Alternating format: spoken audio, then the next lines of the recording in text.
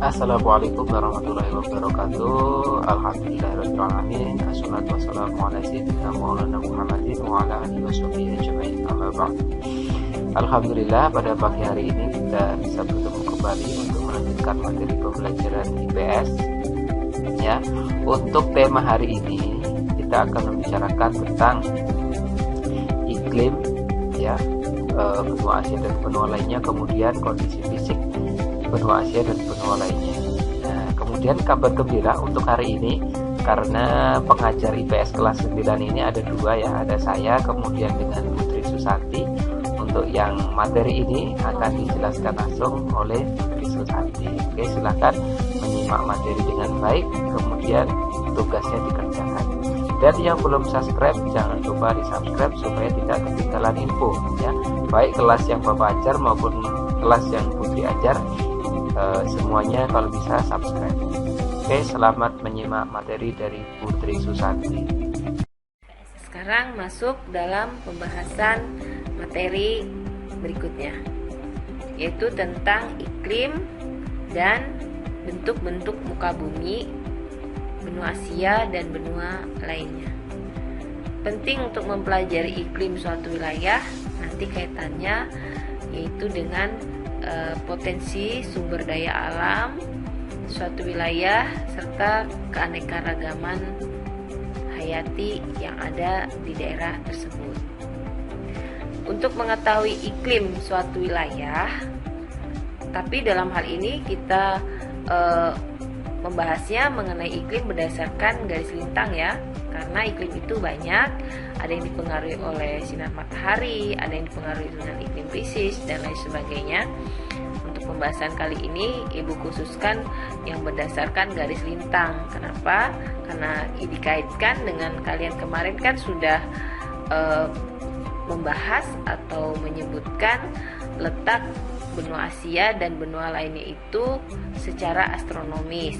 Dalam letak astronomis itu pastinya ada disebutkan letak suatu daerah itu atau benua berdasarkan garis lintangnya. Nah, kita akan mengukur garis lintangnya itu intervalnya berapa, kemudian kita masukkan dalam bagan di bawah ini. Misalnya benua Asia itu terletak di antara 11 derajat LS sampai dengan 75 derajat LU. Nah, kita masukkan dalam bagan. Memiliki iklim apa sajakah benua Asia? Kita akan lihat. Dari 11 derajat LS, itu berarti ke bawah, ya, sampai ke 23 derajat LU, maka itu beriklim tropis. Berarti wilayah benua Asia yang pertama itu memiliki iklim tropis. Kita lanjutkan karena intervalnya tadi dari 11 derajat sampai 75, maka yang 23,5 sampai ke 40 wilayah benua Asia juga pengaruhi oleh iklim subtropis. Dari 40 sampai ke 60,5 berarti wilayah benua Asia itu juga dipengaruhi oleh iklim sedang.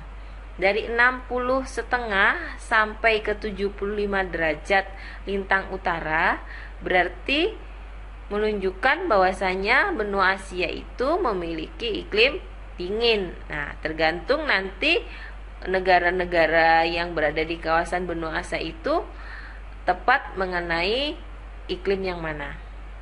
Apakah dia beriklim tropis, iklim subtropis, sedang, sampai memiliki iklim yang dingin.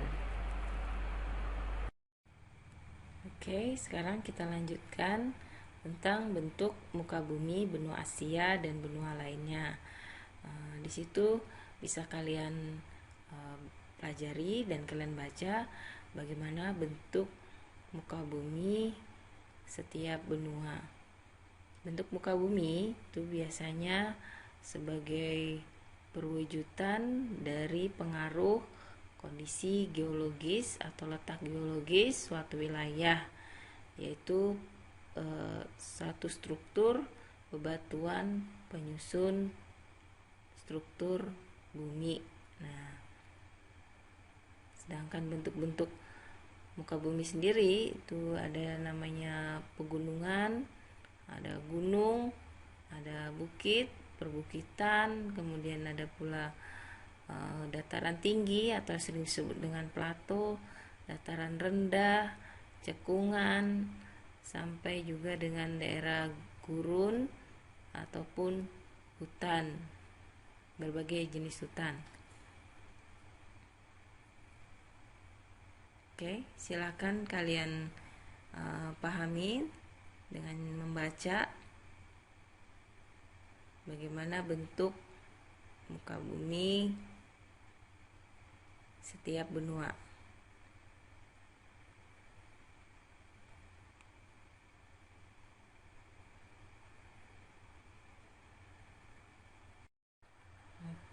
Untuk yang terakhir, sebagai evaluasi, Ibu ingin kalian bisa menyebutkan iklim